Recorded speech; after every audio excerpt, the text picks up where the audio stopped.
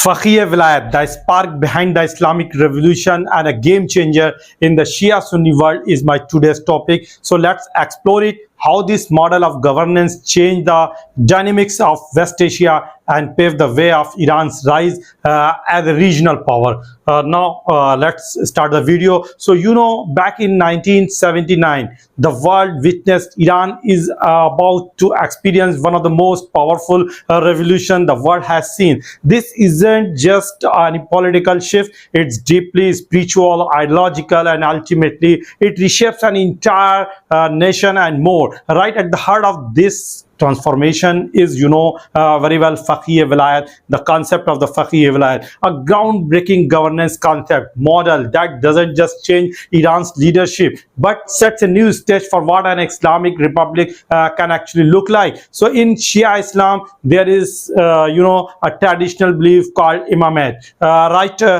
it's all about divine authority given to certain imam. But here is the thing: after the 12th imam went to occultation, this belief really couldn't be applied to the government system, in the real world. That kind of left a gap, and that is where Ayatollah Khomeini steps in with the Faqih-e-Wilayat concept. His idea was that qualified religious leaders could actually hold political authority along with spiritual power. This is model created a leadership who could provide spiritual guidance and a political direction, filling a big need in Shia governance. So that is the point you have to note. With the fall of the Ottoman Caliphate in 19th century, 1924, the Sunni Muslim world was left without a central Islamic leader. It was this massive vacuum. Sunni states tried different models to fill the void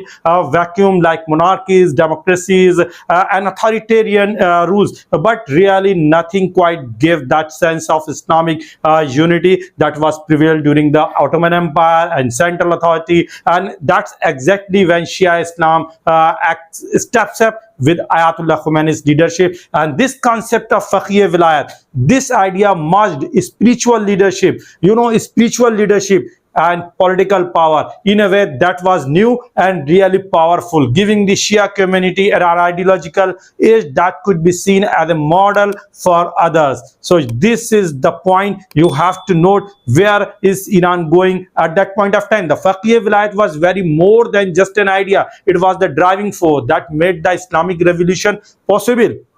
How possible? This was the reason. This system gave rise to a supreme leader who hold religious and political authority, ensuring governance according to Sharia principles while keeping a solid spiritual backbone. It was a big break from the traditional monarchy because it fused religious values with state control. So there is a combination, mixture of Sharia values and the political system, creating a really strong national identity. After the revolution, Iran wasn't just an ordinary country anymore. It became a real regional power, a real power, you can say. The Faqih-e-Wilayat model didn't just keep things orderly within country, it gave Iran the strength to extend its influence outward too, by forming strategic ties with groups like Hezbollah, the Houthis in Yemen. Iran set up a whole network of Shia influence across the Middle East, and of course this was a huge challenge for the Sunni monarchies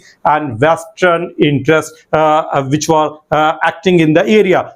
With this growing power, countries like Israel, Saudi Arabia, and the US really had to wake up and rethink their approach to the region. Meanwhile, as Iran was just establishing itself, Israel was also re-emerging, transforming itself from a country once struggling to survive to one of the most formidable powers in the region, now penetrable, now vulnerable with the concept Faqih-e-Wilayat. Through military and technological advancement, Israel solidified its role as a major regional player. Now with these two forces, Iran and Israel, positioned on opposite sides of the ideological spectrum, the Middle East has become a new kind of battleground. This rising tension has made the Sunni leadership, vacuum void even more apparent, as Sunni countries lack a unifying model that can compete with what Iran has established through Faqih-e-Wilayat. So this is the concept. This is the changing force. You have to realize today Sunni states are still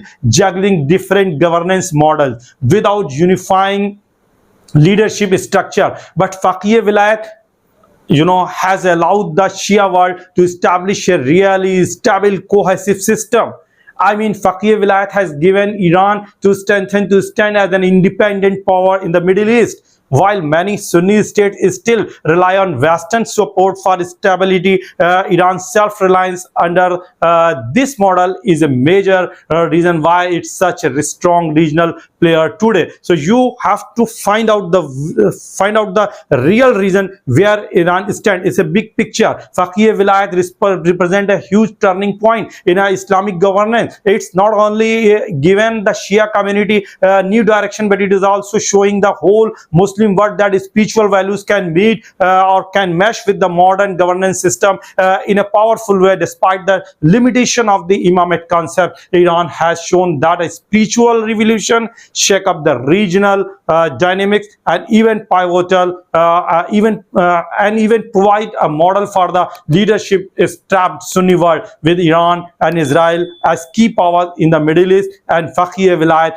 growing influence. This model is sure to keep reshaping Middle East politics and Islamic governance in the years to come. So this is the point we have to understand, that 1979 was a point for a philosophical point, because Ayatollah Ruhollah Khomeini has given a concept that is a Faqih-e-Wilayat, and that Faqih-e-Wilayat replaces the concept of the Khilafah, which was ended up in Ottoman Empire when collapsed in 1924. So after that, the Sunni world was disintegrated, and there emerged many type of governance system like a monarchy, like a democracies, authoritarian states, but they didn't find the solution. But Iran tried to get gain over the Shia community with the help of the concept Faqih-e-Wilayat, and now every single Shia across the globe just admit supreme leader as a Khomeini.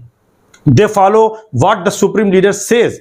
They act according to the supreme leader. Who is supreme leader? Ayatollah Khomeini. Khomeini is Iran's supreme leader, is the leader of the all Shias across the globe. They just really, because there is a two concept mixing up in a same personality: spiritual power, religious power, and political power. For political guidance, they look at Ayatollah. For religious guidance, they also look at Ayatollah, and both powers are combining in a one single figure, and that is the supreme leader. So this is the reason why every single Shia look at Iran, and that is the power of the Iran, because Iran has influence over all the Shia Muslims, but no Sunni country has such a great influence on the Sunni Muslim. They are divided. Some Muslims criticize Saudi Arabia, and some Muslim can look at Turkey as a representative of the Ottoman Empire, but they all are just struggling. They are nowhere Iran is standing today.